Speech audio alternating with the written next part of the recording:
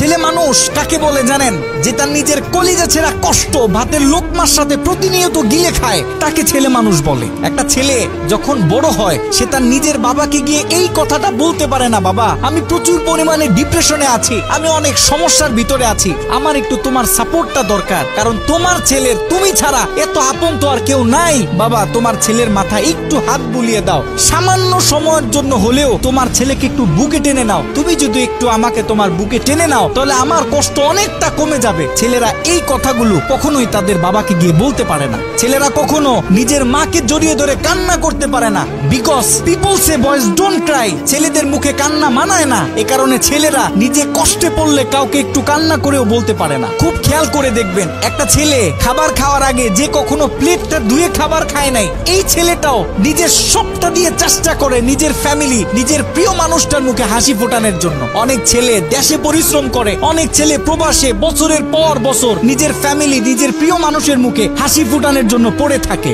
দিন শেষে ছেলেদের মুখে হাসি ফোটানোর মতো কাউকে পাওয়া যায় না। আমি মনে করি boys are the best actor in the world. এই পৃথিবীতে ছেলেরা হচ্ছে সব থেকে বড় অভিনেতা, কারণ ছেলেরা নিজেদের বুকে হাজারো লক্ষ কষ্ট পুঁতে রেখেও মুখে হাসি নিয়ে চলে, কারণ সে জানে আজকে আমি যদি ভেঙে পড়ি তাহলে আমার পুরো ফ্যামিলিটা অস্তিত্বহীন হয়ে যাবে।